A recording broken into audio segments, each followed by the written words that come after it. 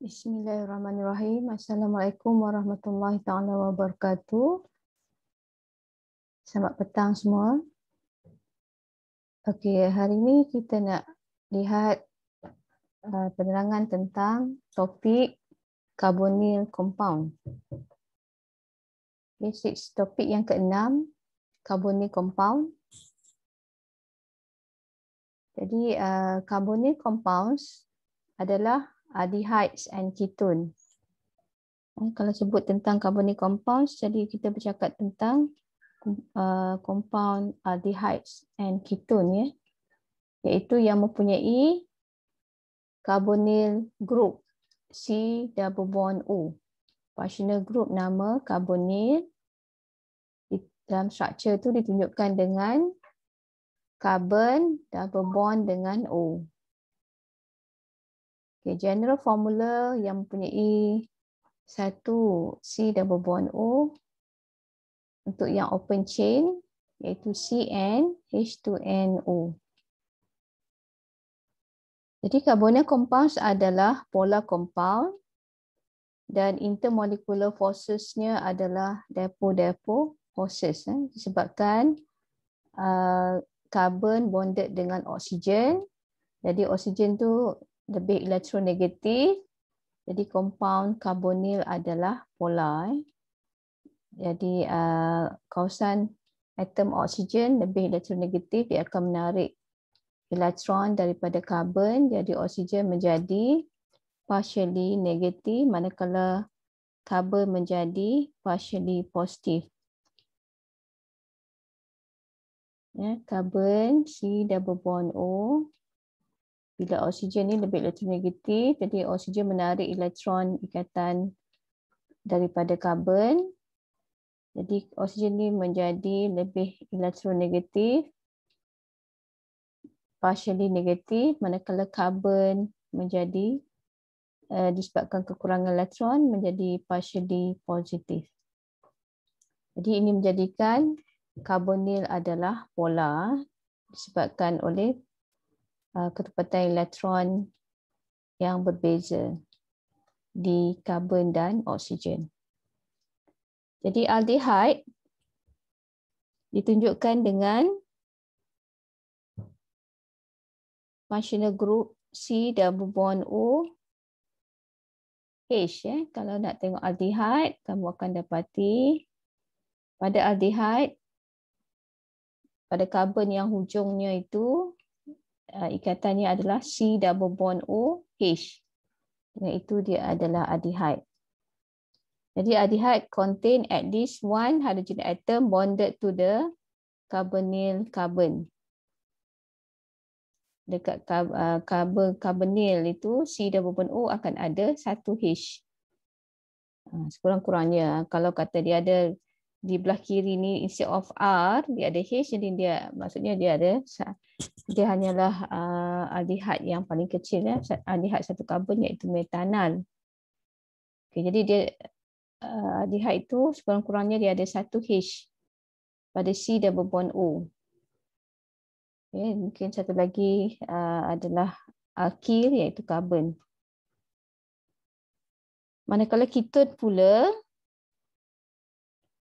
ketone contains two alkyl ataupun aryl. Alkyl maksudnya karbon, aryl maksudnya gelang benzin lah. Aryl maksudnya gelang benzin. Jadi sekiranya C double bond O bonded to whether is alkyl or aryl, kedua-duanya adalah karbon, dan ini adalah ketone, ya. C double bond O, CC, dan is ketone.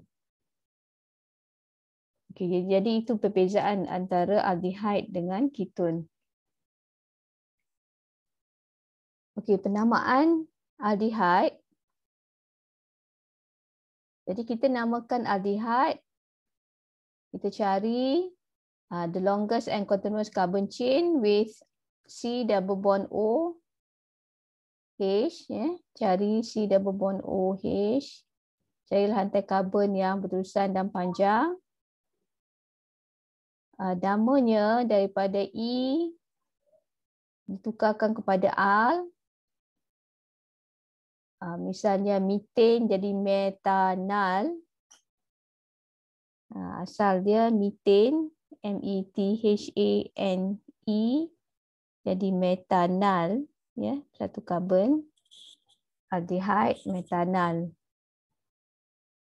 Jadi penamaan penomboran number carbon, the chain must be numbered by starting with the C double bond OH as carbon number 1. Karbon yang pertama tu adalah karbon yang ada carbonyl, C double bond OH. Itu karbon yang pertama. Jadi sekiranya ada substituen yang lain, jadi substituen tu akan diletakkan nombor berdasarkan kedudukannya selepas pada C double bond OH, ya. Bagi cyclic aldehyde, okey, bagi cyclic maksudnya aldehyde yang ada gelang kemudian ada C double bond O H, diletakkan suffix carbaldehyde to the name of the ring. Nama ring kemudian kita letakkan carbaldehyde. Misalnya ini ya, benzin carbaldehyde. Dan jadi ada benzin ring, ada benzin, kemudian ada C double bond O H, jadi benzin carbaldehyde. Okey. Jadi ini beberapa contoh saya tunjukkan dulu. Untuk aldehyde, sekali lagi namanya ada al di belakang. Jadi satu karbon metanal. Jadi dua karbon etanal.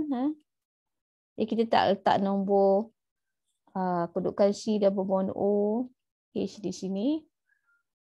Metanal. Jadi metanal, etanal, propanal, butanal, pentanal, semua tak letakkan nombor. Pentanal, heksanal. Dan sekiranya ada gelang, kemudian ada C double bond OH, ya. Misalnya, contoh tambahkan di sini ya. Misalnya ada gelang 6, tambahkan sebab sini dah tak ada contoh lain. Ataupun saya buka slide.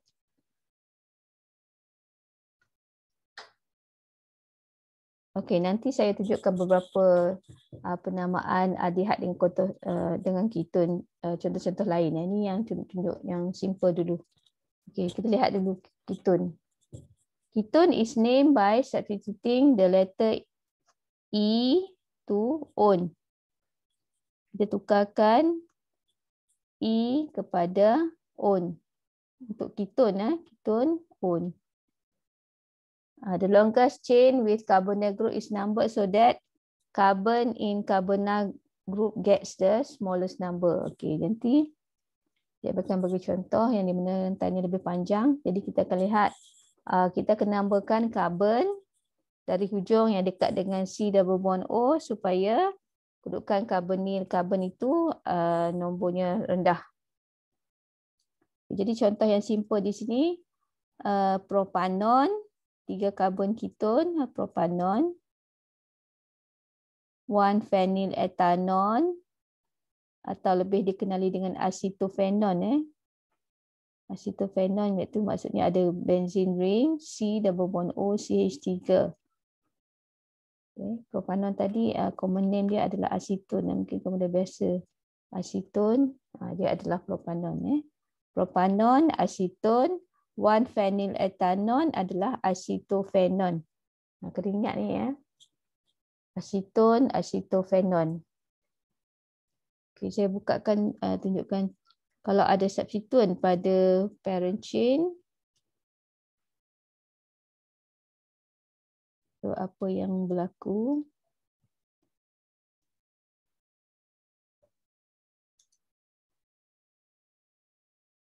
Kita buat contoh, beberapa contoh lain ya.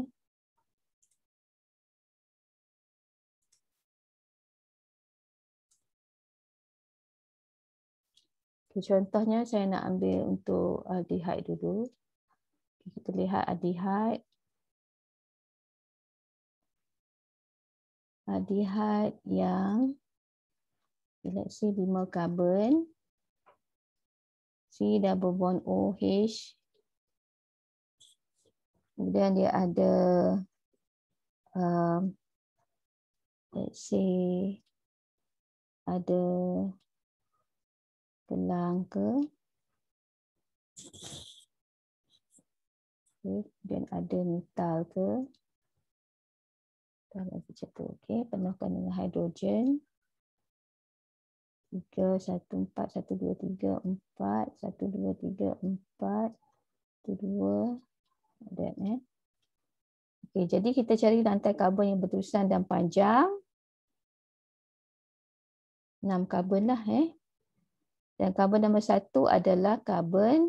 1, 2, 3, 4, 5. Jadi ini substituent. Ini nama dia cyclopentil. Sebagai substituent. Ini nama dia metil. Jadi M dengan C. C kena sebut dululah. Jadi pada kedudukan 4. 4 ada cyclopentil. 3 ada metil. Okey.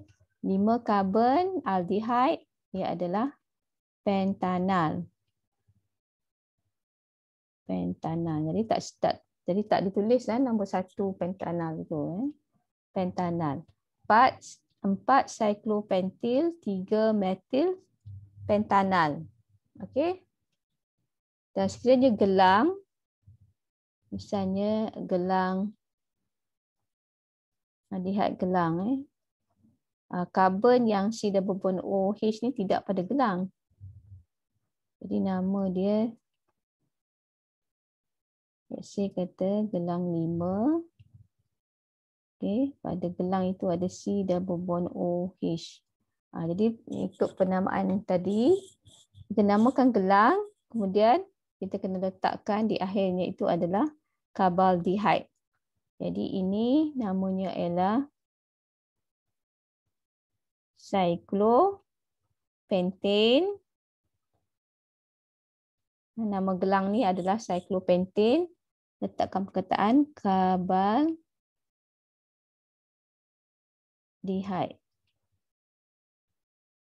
Carbaldehyde. Carbaldehyde. Okey. Maknanya sebutkan carbaldehyde di hujung suffix. Carbaldehyde. Carbaldehyde. Carbaldehyde. Okey. Cyclopentane carbaldehyde. Itu kalau kata aldehyde yang maksudnya ada gelang, kemudian ada C double bond OH. Okey. Kita lihat pula kita ada aldehyde aldehyde. Contoh aldehyde. Kita lihat pula keton.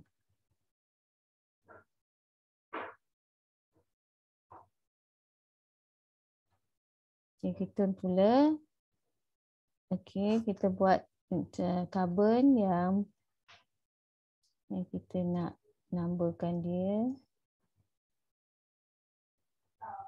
Okey, say kita ada macam tu CH3 1 2 3 ada H1 ini H1 ini H3 1 2 H ada 2 H ada 3 1 2 3 4 ni ada macam tu. Okey. Sekarang cari rantai karbon yang berterusan yang panjang yang ada C double bond O. Okay, kalau kita ambil ini 1 2 3 4 5 1 2 3 4 5 6. Ini saya tandakan 1 2 3 3, 4, 5, 6. Jadi 6 karbon. Dan karbon yang berterusan dan panjang yang ada C double bond O. 1, 2, 3, 4, 5, 6. Okey, jadi substituennya ialah ini sebagai substituen, ini sebagai substituen. Ini metil, ini pun metil, satu karbon. Okey, jadi karbon kita numberkan karbon itu daripada hujung yang dekat dengan C double bond O. Jadi kita kena numberkan daripada hujung sini. 1, 2, 3, 4, 5, 6. Okey, jadi pada 3 dengan 4 ada metil.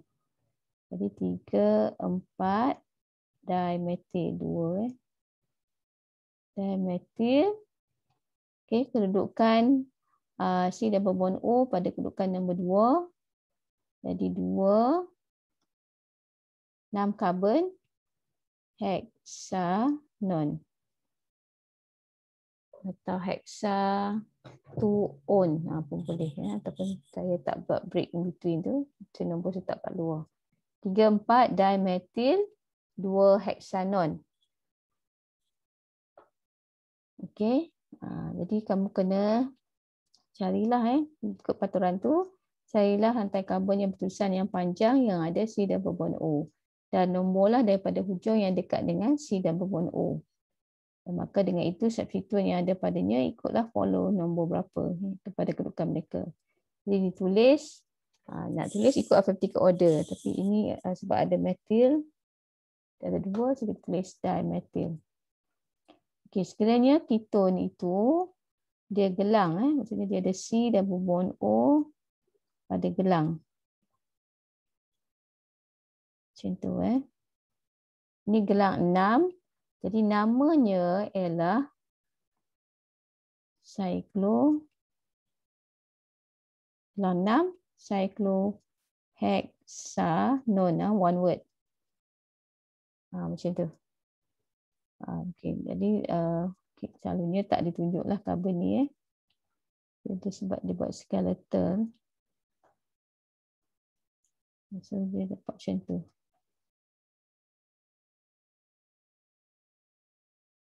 Saya tak cantik. Okay, saya betulkan sini.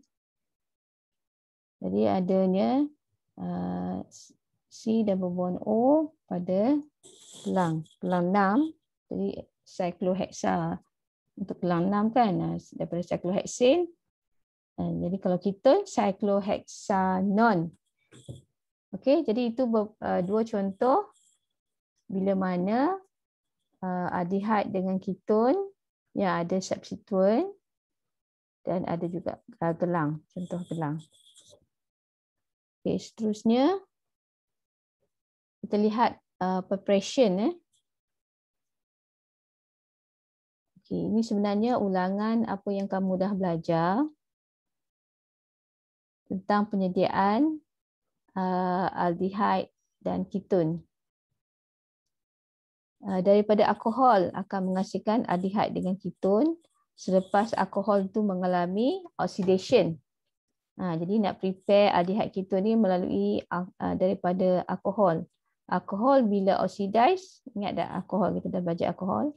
Alkohol bila oxidize, hilang H.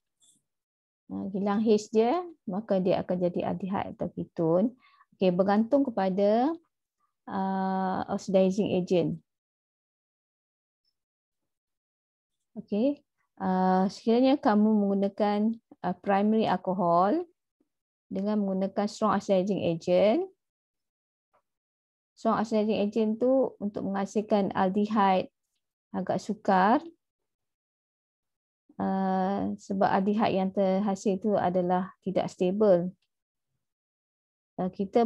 Kita boleh secara perlahan-lahan distilkan dia.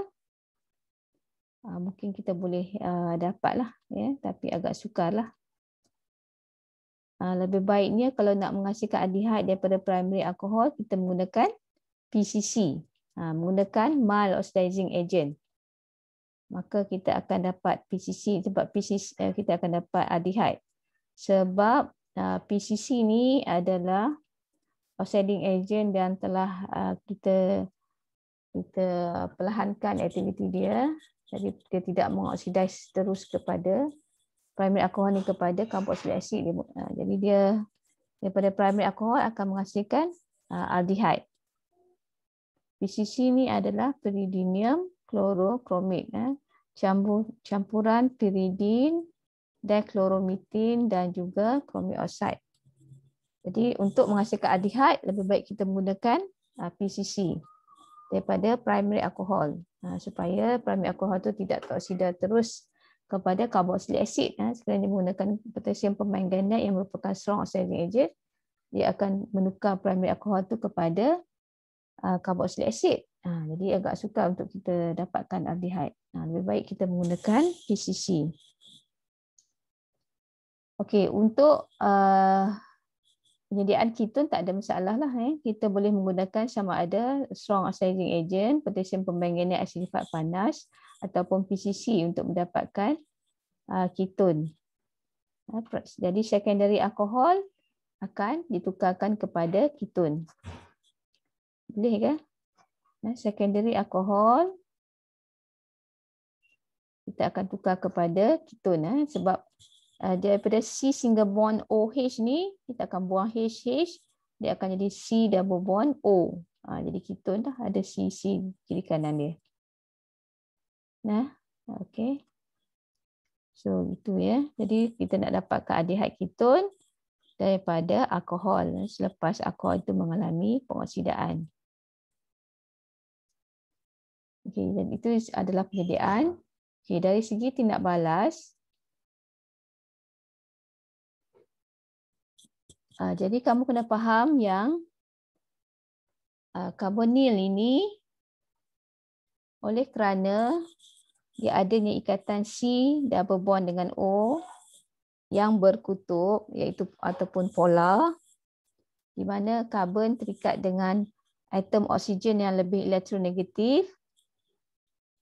Jadi ketepatan elektron pada oksigen lebih tinggi berbanding dengan karbon kekurangan elektron. Jadi karbon itu partially positif, dia bertindak sebagai electrophilic site, kawasan yang kekurangan elektron. Dia sebagai electrophile atau electrophilic site pada karbon itu. Okey, jadi ia akan bertindak balas dengannya adalah nukleofil lah, nukleofil yang akan bertindak balas. Di sini karbonal mengalami tindak balas secara nucleophilic addition. Nucleophilic addition apabila nukleofil itu attach pada karbon yang partially positif, pi bond dia akan break menjadi single bond antara C dengan O. Jadi CN boleh masuk. Contohnya di sini nukleofil boleh masuk attach pada karbon tersebut. Jadi ini adalah tindak balas addition. Jadi lebih spesifiknya adalah nucleophilic addition, sebab reagen yang tidak balas dengan karbonat adalah suatu nukleofil. Jadi kita balas yang kita panggil ni nucleophilic addition. Okey, jadi itu alasannya kenapa jenis tindak balas bagi karbonil adalah nucleophilic addition, disebabkan saya bacakan sini sekali lagi ya. Jadi carbonyl group is sp2 hybridized, tetragonal planar, make it relatively uncrowded. Jadi kat sini lebih lapang ya. Tetragonal planar 120 darjah. The electronegative oxygen atom polarize the carbonyl group. Oksigen itu lebih elektronegatif, jadi dia akan menarik elektron. Polarize the carbonyl group menyebabkan dia berkutub lah, polarize. Making the carbonyl carbon is an electrophilic site. Dia kekurangan elektron karbon tu, sebab bertindak sebagai electrophile. Carbonyl carbon atom carries partially positive charge, while oxygen atom carries partially negative charge. The carbonyl group has an easily broken pi bond. Jadi double bond itu ada pi bond, jadi dia akan putus dengan mudah. Thus, carbonyl carbon atom become the center of nucleophilic attack. Jadi nucleophile akan attack lah sebab dia merupakan electrophile. Carbonyl compounds thus undergo mainly nucleophilic addition reaction. Okay. Tindak balas carbonyl adalah nucleophilic addition. Okay, jadi ini contoh addition of cyanide ion. Sebenarnya ada nucleophile yang lain lah, tapi untuk syllabus kamu hanya reaction dengan cyanide ion. Bila mana sodium cyanide bertindak balas dengan HCl, dia akan menghasilkan HCN. Jadi CN akan attach pada carbon, O tu akan attach dengan hidrogen. Jadi ini yang berlaku. CN akan masuk pada carbon double bond O, kemudian double bond O tu menjadi C single bond O, H akan naik ke atas, attach pada O. So dia menjadi halohydrin. Okay. Semuanya adalah nucleophilic addition. Jadi walaupun keadaan gelam begini,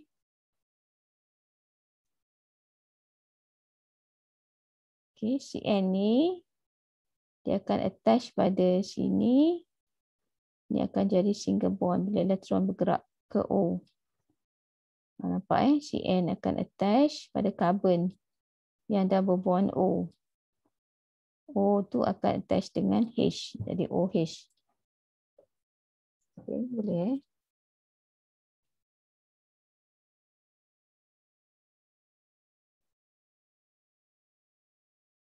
Okay. Kemudian aldehyde dengan ketone juga boleh reduce, boleh diturunkan kepada alkohol.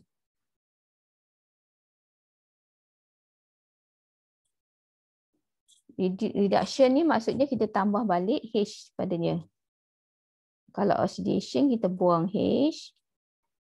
Reduction adalah kita tambah H. Aldehyde and ketone can be reduced to alcohol. Okay, reduce balik kepada alcohol by using sama ada hydrogen gas, is present of catalyst, platinum, palladium, nickel. So hydrogen gas and catalyst. Hydrogen / platinum misalnya. Okay. Sodium borohydride in methanol is also reduction agent. Kamu nampak ada H. Maksudnya dia akan memberikan H. Lithium aluminium hydride LiAlH4 followed by hydrolysis. Ini ada step 1, step 2. Ini kalau nak tulis dalam equation kena tulis step 1, step 2. Dia tak boleh campur sekali lah. Macam ni contoh dia. Kena tulis dulu lithium aluminium tetrahydride in dry ether, kemudian baru hydrolysis. Step 2 campur dengan air. Tak boleh, tak ada tindak. Kalau kamu tak buat step 1, step 2 jadi salah lah. Dia tak boleh campur sekali. Dia kena mula-mula campur dalam keadaan dry, kemudian baru buat hydrolysis. Okay, jadi apa yang berlaku? C double bond O akan menjadi C single bond O. Okay, C double bond O sama ada aldehyde atau ketone akan menjadi C single bond O. Jadi kamu cukupkan je dah. C double bond O jadi C single bond O. Tambahkan hidrogen. Okay, tambahkan hidrogen untuk menjadi alkohol. Jadi aldehyde menjadi primary alkohol. Ketone akan menjadi secondary alkohol lah bila mengalami reduction. Reduction.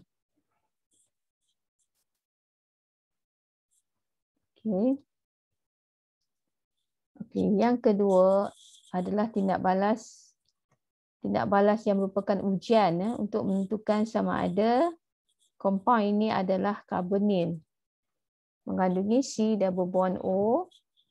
Ujian ini dinamakan Brady test. Brady test adalah a test nak proofkan kata compound itu adalah carbonyl. Okay, mengandungi carbonyl group C double bond O. Ready test ni bahan kimianya adalah 2,4-dinitrophenyl hydrazine atau 2,4-DNPH. Okay, 2,4 maksudnya kedudukan nitro itu pada kedudukan 2 dan 4. Sebab hydrazine ni sebagai parent.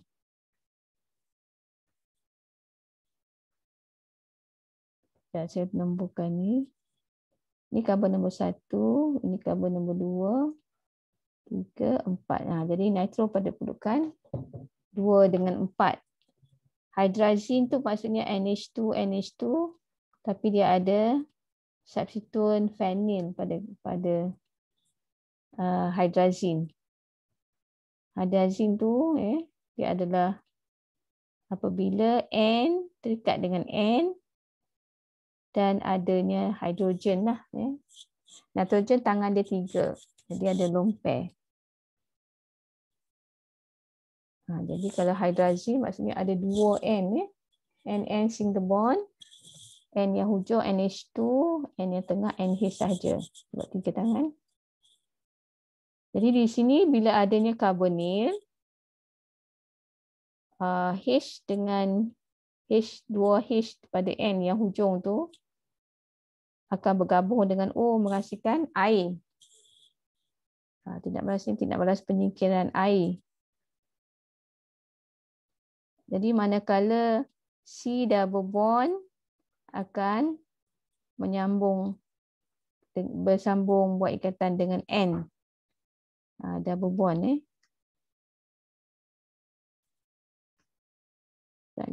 Kejap lagi saya tunjukkan macam mana dia punya. Ini saya terangkan dululah. Saya terang dulu, saya ringkas dululah. H ni, H pada N yang hujung ni, 2 ni akan keluar, bergabung dengan O, menghasilkan air. C carbonyl tu akan bercantum dengan N. Macam ni kan. C ni double bond dia bawa cantum dengan N.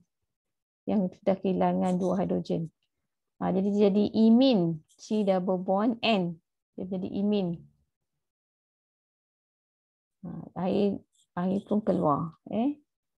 Jadi di sini solution dinitrophenyl hydrazine ni warna dia orange solution. Bila adanya carbonyl akan bertukar menjadi precipitate. Mendakan. Jadi kita patut observe bila test Brady reagent dengan carbonyl sama ada kita dapat yellow atau orange precipitate. Okey. Okey, manakala ini contohlah contoh keton yang saya tunjukkan di sini, ada keton atau aldehyde dua-dua boleh bertindak balas asalkan dia ada C double bond O. Carbonyl bukannya carboxylic acid lah. Carboxylic acid pun ada C double bond O tapi bukan. Untuk aldehyde keton saja. Ini test untuk buktikan compound tu adalah compound carbonyl, aldehyde atau keton. Dua-duanya bertindak balas. Jadi tak boleh beza antara aldehyde dengan keton menggunakan Brady test. Okey, boleh nampak tak? C double bond O. O ni kita potong. O ni kita potong. H ni pun kita potong. Okey, kita sambungkan C double bond O tu dengan N yang paling hujung. Yang lain semua salin. Kita akan dapat C double bond O, N. Yang lain salin dah. Okey, cuma kamu kena ingat struktur 2,4-dinitrophenyl hydrazine. Hydrazine tu NH2, NH2. Tapi sebab dia adanya phenyl pada dia, jadi satu hidrogen hilang. Attach benzene. Tapi pada benzene tu dah ada 2 nitro. Pada ukuran 2 dengan 4. Jadi kita panggil 2,4-dinitrophenyl sebab benzene. Hydrazine. Hydrazine tu NN. NH2, NH2 tu hydrazine. Jadi ini adalah Brady test. Brady test. Kena ingat Brady test, Brady reagent untuk membuktikan bahan itu adalah carbonyl dan bukannya carboxylic acid. Carboxylic acid ada C double bond O juga, tapi tak boleh bertindak balas dengan Brady's reagent. Okay. So ini adalah test nak buktikan bahan itu adalah carbonyl. Right. Okay, ini adalah ujian Tolen.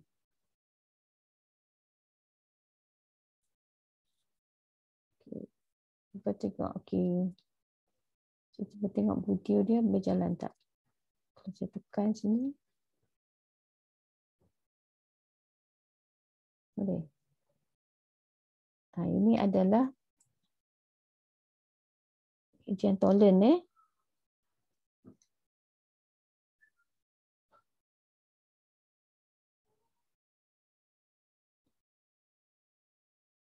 Dia menggunakan silver nitrate.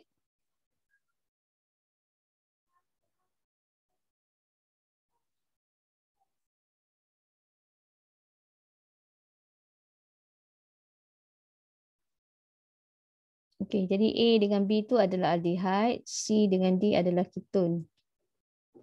A aliphatic aldehyde, B adalah aromatic aldehyde.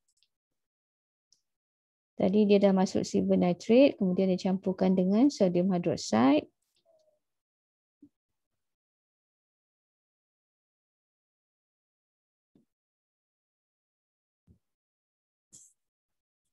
Okey, masukkan sodium hydroxide terbentuk grey precipitate.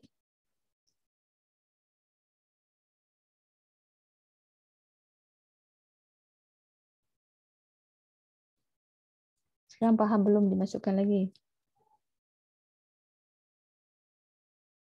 Ini adalah kemudian campur pula dengan amonia.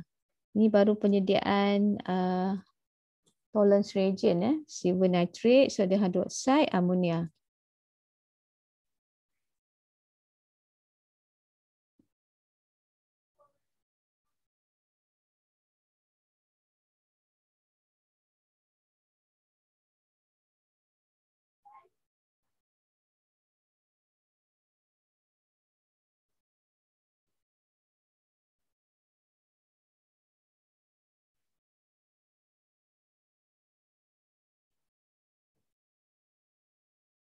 Kemudian baru dicampur sama ada aldehyde dengan ketone.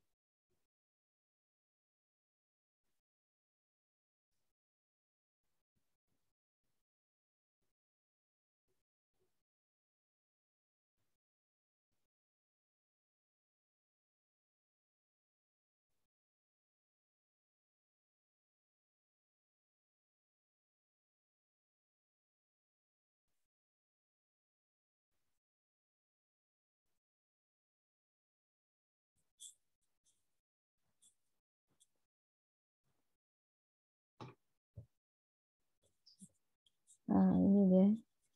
Silver mirror terbentuk. Nampak lapisan perak silver. Nampak berkilat. Macam mirror. Begitu juga aromatic.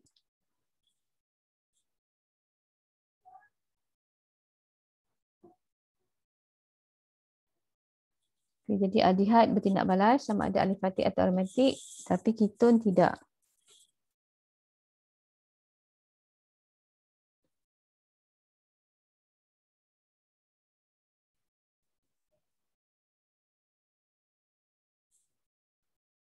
Ya.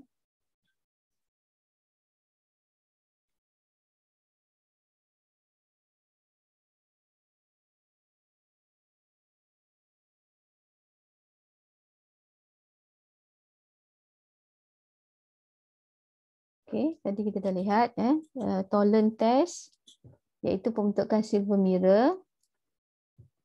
Jadi di sini apa yang kita nak lihat ialah bagi aldehyde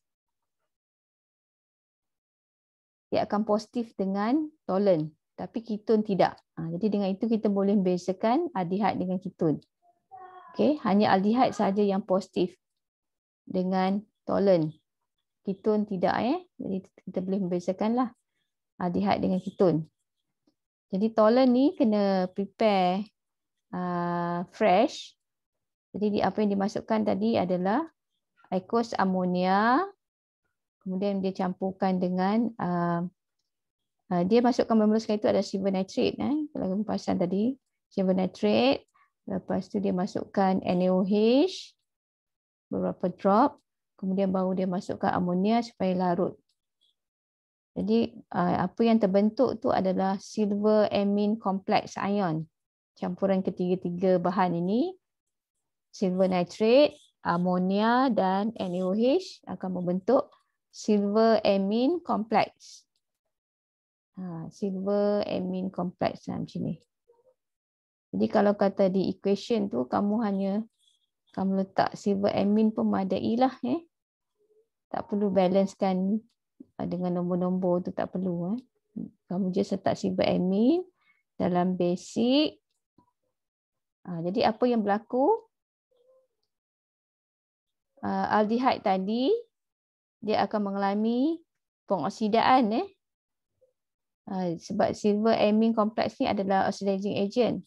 Jadi aldehyde C double bond OH dia akan jadi carboxylate. Sebab dia medium berbase, jadi tak jadilah carboxylic acid. Aldehyde kan oxidize menjadi carboxylic acid kan. Jadi ini medium dia berbase, tapi dia jadi carboxylate ion lah, C double bond OO minus. Dan silver mirror terbentuk. Jadi apa yang penting dua benda yang kamu nak kena tunjukkan tu yang saya warnakan kuning. Yang lain-lain tu tak payah tunjuk. Tak apa, amonia tak perlu. Ditunjukkan aldehyde jadi carboxylate ion RC double bond O minus. Silver amine complex ion ni akan menyebabkan silver terbentuk. Ag ni Ag purple, Ag metal, silver mirror tu terbentuk. Jadi dia akan deposit pada test tube. Sekali lagi saya bacakan. Aldehyde is oxidized to carboxylate ion C double bond OO minus, RC double bond OO minus, and silver ion Ag plus dalam silver amine complex ion is reduced to metallic silver Ag and is deposited on the wall of the test tube as silver mirror. Okay, jadi test ni hanya untuk aldehyde. Jadi sebab aldehyde boleh dioksidakan. Keton tak boleh dioksidakan, jadi tidak mengalami tindak balas dengan Tollern. Ini adalah oxidizing agent. Ini adalah oxidizing agent. Tollern's reagent ni. Jadi hanya aldehyde ajalah yang boleh bertindak balas. Keton tidak. Okay, seterusnya adalah iodoform. Iodoform test ni,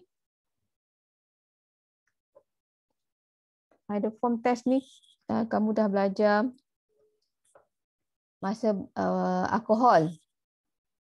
Kalau dalam alkohol, ini structure dia, you ada methyl carbinol. Tapi kalau dalam carbonyl, kita panggil methyl carbonyl group. Structure yang ditunjukkan dengan adanya metil C double bond O untuk aldehyde terketun. Reagen yang diperlukan adalah iodine dengan NaOH. Reagennya adalah iodine dengan NaOH. Jadi kalau kamu nampak iodine NaOH atau KOH juga boleh juga. Jadi itu adalah iodoform reagen. Kalau dalam karbonil nak cari kewujudan struktur karbonil itu adalah metil karbonil group.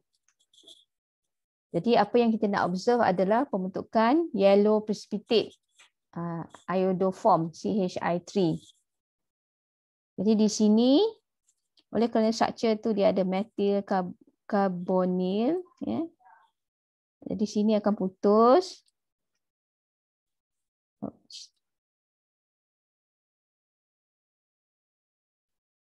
Dia akan putus. Jadi saya buat bagi sama dengan yang saya letak sini. Maksudnya di other side lah di sini, supaya senang kamu nampak. Fusik metil ni akan putus. Jadi metil tu jadi CHI3. CH3 ni jadi dia akan keluar sebagai CHI3, triiodomethane. Satu C tu. Iodine akan mengelilingi dia, memutuskan ikatan dengan C double bond O. Jadi C double bond O yang telah terputus, dia akan membawa bersamanya CH3 yang belah kiri tu.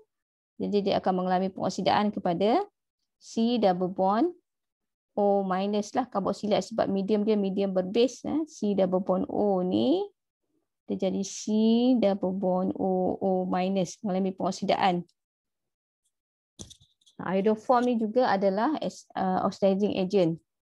Jadi menyebabkan karbonil tu mengalami pengoksidaan. C double bond O jadi C double bond O minus.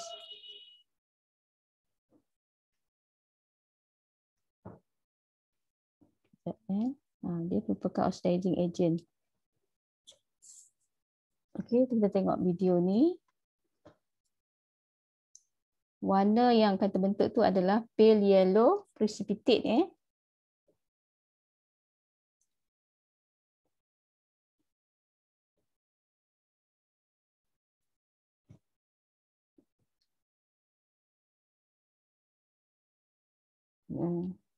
Soda hidroksida telah dimasukkan. Masukkan anon.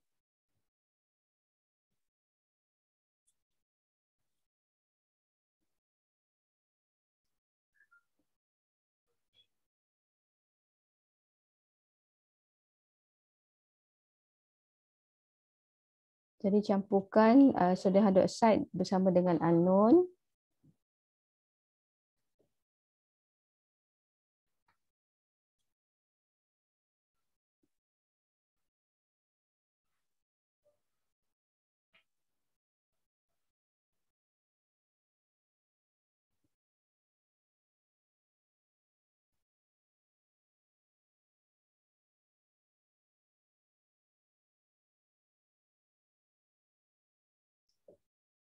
Kemudian baru dicampur dengan iodine.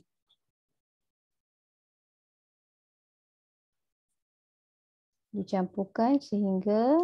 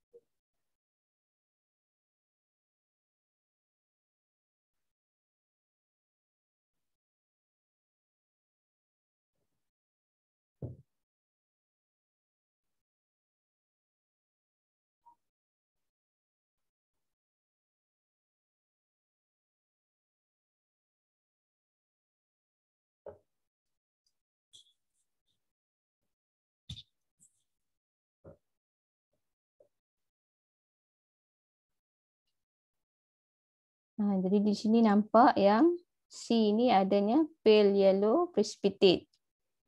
Jadi yang lain tu tak ada.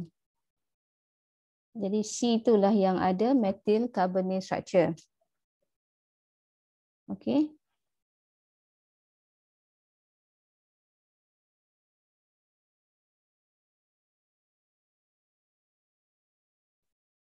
Okey, jadi itu tadi ya, iodoform test. Kita nak lihat pembentukan pale yellow precipitate dan very pale color. Jadi kalau ada, maksudnya structure itu adalah methyl carbonyl. Kalau kita test terhadap carbonyl lah. Kalau kita test pada alkohol, maksudnya dia metil karbinol lah. Jadi metil karbinol ni dia akan oksidah menjadi metil karbonil. Sebab itu aldehyde dengan apa ni, sebab itu karbonil dengan alkohol pun boleh, alkohol atau karbonil pun boleh. Okey, jadi seterusnya nanti saya akan tunjukkan mind mapping . Jadi saya berhentikan dulu saya punya persembahan kuliah hari ini. Nanti kita akan sambung dengan mind mapping.